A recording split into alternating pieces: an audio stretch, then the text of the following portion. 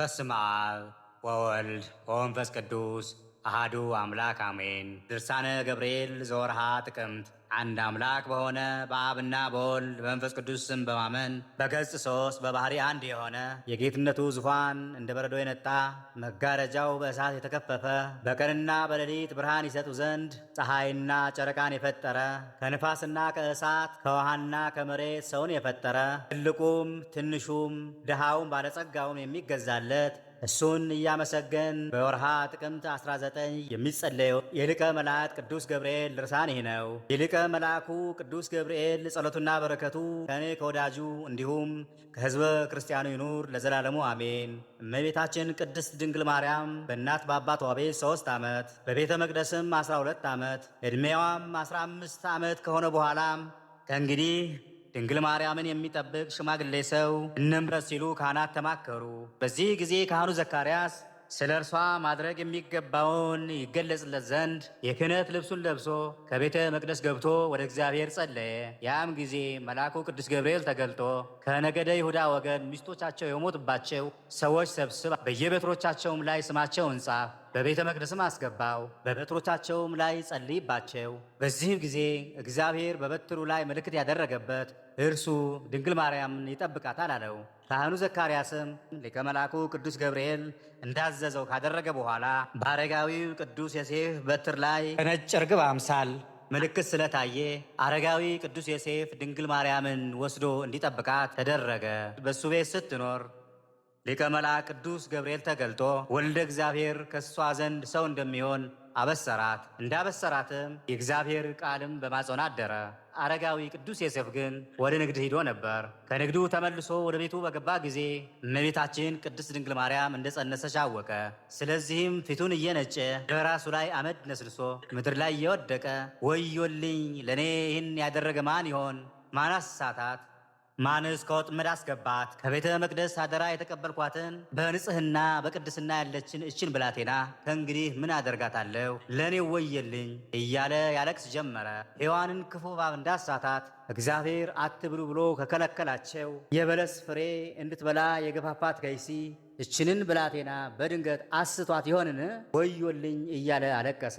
እንደዚህ እያለቀሰ ተነስቶ ድንግል ማርያምን ጠርቶ ልጄ ሆይ ይህን ሥራ ሰርተሽ ያንቺንም የኔንም ልብ ለምን አሳዘንሽ? በእኔም ላይ ታላቅ ፍርሃትንና በሕዝብን ዘንድ መነቀፍን ለምን አመጣሽብኝ?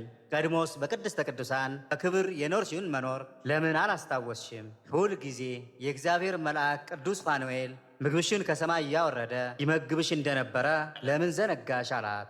እመቤታችን ድንግል ማርያምም ይህንን ከሰማች በኋላ እያለቀሰች እኔ አንዳችም ስተት አልፈጸምኩም አለችው። አረጋዊ ቅዱስ ዮሴፍ መልሶ ታዲያ ይህ በማኅፀንሽ ያለው ምንድን ነው? አላት። እርሷም እኔ ምንም አላውቅም፣ በፊቱ ምንም እንዳላደረኩ እግዚአብሔር ምስክሬ ነው አለችው። አረጋዊ ቅዱስ ዮሴፍም ስለዚች ብላቴና ምን ማድረግ እችላለሁ?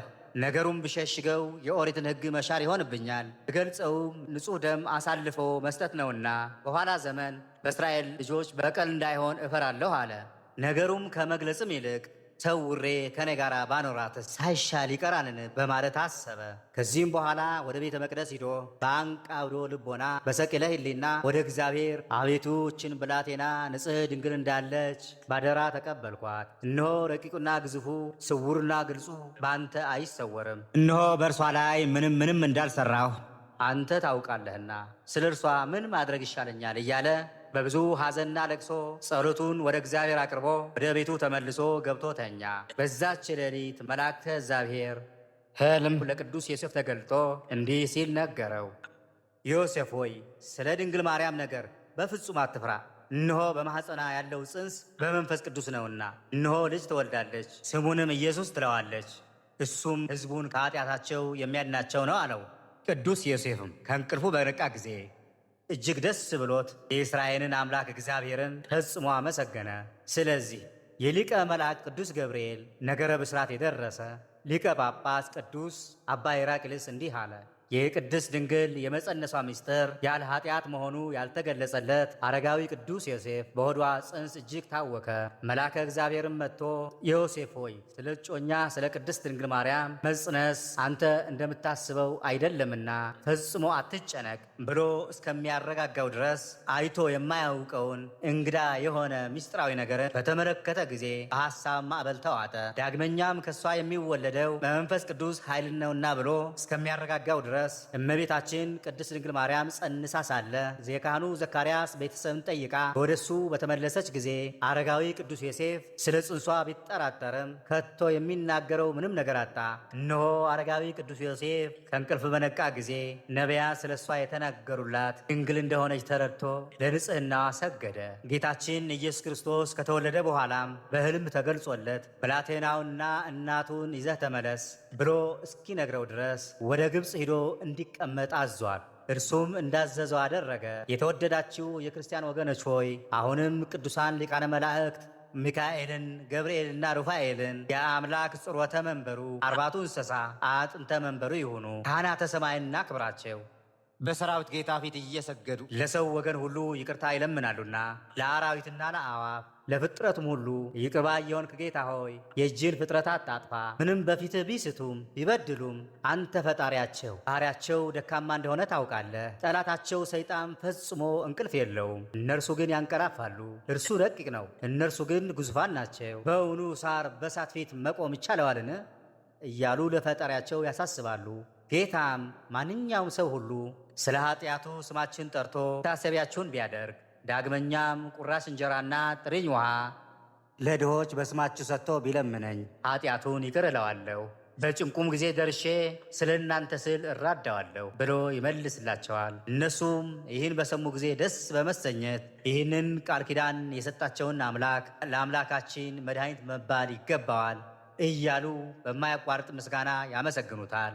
እኛም ደካሞች አገልጋዮቹ ተስፋ ባለመቁረጥ እርስ በራሳችን ባለመነቃቀፍ በፍጹም ፍቅር ከእነርሱ ጋር ለእግዚአብሔር ምስጋና ይገባዋል እያለን ስሙም እየጠራን እነዚህን ወደ እርሱ የሚያማልዱን ለሰጠን አምላክ ለጌትነቱ ፍጹም ምስጋና እናቅርብለት። እንግዲህ የወንድማችንን ሥጋ ድምፅ በሌለው መሳሪያ እየቆረጥን ብንበላና ደሙም በረቂቅ ጽዋ ብንጠጣ ጥቅማችን ምንድን ነው?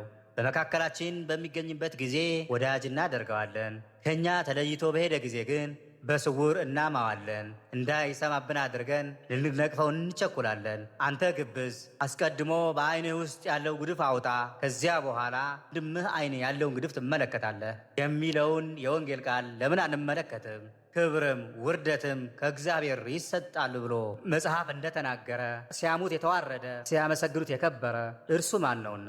በአንዲት አንደበታችን ሁለት ክፉና በጎ ቃልን ልንናገርባት እንዴት ይገባል? ይልቁንም አንደበታችን የእሱ በገና ናትና በየጊዜው ምስጋና እናቅርብለት። ስለዚህ ነገር ሐዋርያው ቅዱስ ያዕቆብ በመልእክቱ እንዲህ አለ።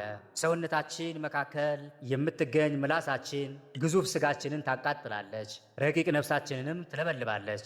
የአራዊትና የእንስሳት የአዕዋፍና የባሕር ዓሣትን የሚንቀሳቀሰውን ፍጥረት ሁሉ ጠባይ በሰው ቁጥጥር ስር ማዋል ይቻላል።